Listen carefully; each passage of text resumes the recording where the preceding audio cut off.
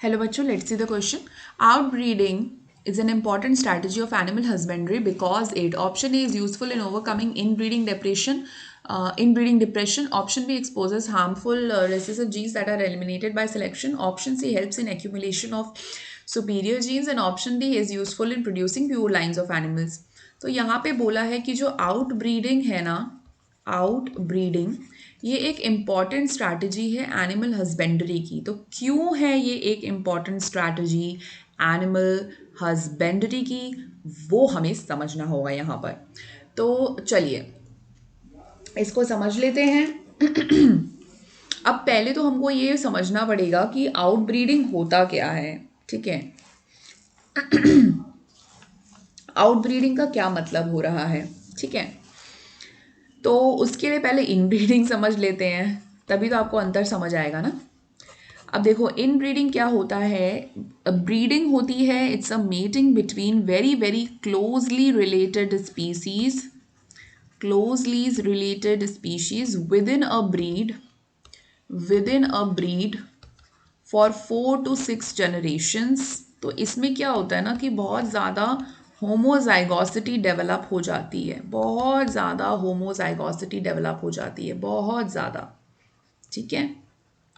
Inbreeding depression भी हो सकता है। कंटिन्यूसली हम लोग सेल्फ पॉलिनेशन करवा रहे हैं ना, मतलब अगर प्लांट्स है तो सेल्फ पॉलिनेशन, अदरवाइज अगर एनिमल्स हैं तो like with in a breed 4 to 6 generation हम लोग बार बार मीटिंग करवा रहे हैं।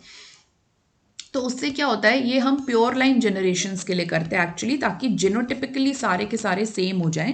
तो इसमें कभी कभार क्या होता है, होमोजाइगोसिटी की वजह से जो डेलेटेरियस अलील्स हैं वो सामने बाहर आ जाती हैं और कभी कभी डिप्रेशन भी हो जाता है। तो इनब्रीडिंग डिप्रेशन मतलब जैसे मिल्क यील्ड वगैरह लो हो जाएगा, ठीक है। बुल में इतनी शक्ति नहीं रहेगी, तो ये सब प्रॉब्लम आ जाती हैं। तो इसको हम लोग रिकवर करने के लिए, मतलब इस प्रॉब्लम से निजात पाने के लिए, थोड़ा सा इसको करने के लिए हम क्या करते हैं, आउट ब्रीडिंग करते हैं। अब आउट ब्रीडिंग जो है ना बेटा, ये बड़े वेग टर्म है आउट ब्रीडिंग। क्योंकि आउट ब्रीडिंग में आपकी 3 चीज़ें इंक्लूड हो सकती हैं। आउट क्रॉसिंग हो सकता है, क्रॉस ब्रीडिंग हो सकता है, और इसके अंदर आपका इंटर स्पेसिफिक हाइब्रिडाइजेशन भी इंक्लूड हो सकता है। इंटर स्पेसिफिक हाइब्रिडाइजेशन भी इंक्लूड हो सकता है, ठीक है। तो तीनों चीज़ें इंक्लूड हो सकती है ना। तो आउट ब्रीडिंग, अब देखो बेटा, आउट ब्रीडिंग का सिंपल मतलब है breeding of the unrelated animals, breeding of the unrelated animals. तो इसमें अनरिलेटेड एनिमल्स की ब्रीडिंग होती है, ठीक है। अब अगर आउट क्रॉसिंग की बात कर रहे हैं तो इसमें होगा कि ये सेम ब्रीड के बीच में है but no common ancestors for 4 to 6 generations, no common ancestors for 4 to 6 generations, लेकिन है तो सेम ही ब्रीड के बीच में ना बेटा, लेकिन no common ancestors for 4 to 6 generation. तो जब भी हमको इन ब्रीडिंग से निजात पाना होता है, ठीक है, तो हम एक आउट क्रॉसिंग करवा सकते हैं। So a single out cross often helps to overcome inbreeding depression. अब चूंकि आउट क्रॉसिंग आउट ब्रीडिंग का ही पार्ट है, तो इसलिए हम इसको कंसिडर कर सकते हैं, ठीक है। तो ऑप्शन ए है is useful in overcoming in breeding depression, ये सही जवाब है। क्योंकि आउट ब्रीडिंग की जगह अगर आउट क्रॉसिंग होता तो ज़्यादा अच्छा रहता, लेकिन कोई बात नहीं, आउट क्रॉसिंग भी तो एक टाइप का आउट ब्रीडिंग ही है ना, तो इसलिए सही हो जाएगा।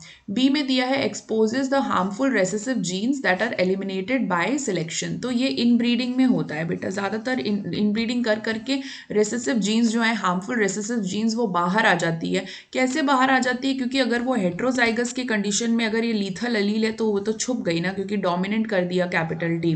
लेकिन अगर होमोजाइगस कंडीशन में होगी तो दोनों लीथल होगा ना, तो वो तो दिख जाएगी, समझ रहे हो आप, क्योंकि रेसेसिव वैसे तो छुप जाती है। ऑप्शन सी में लिखा helps in accumulation of superior genes, तो ये भी गलत दिया हुआ है, इन ब्रीडिंग के लिए सही है ये। और जो चौथा वाला है is useful in producing pure line, तो ये तो मैंने आपको अभी जस्ट बताया कि प्योर लाइन बनाने के लिए हम ये कर सकते हैं। तो इसलिए यहाँ पर ऑप्शन कौन सा सही हो रहा है बेटा, ऑप्शन ए, ठीक है। All the best.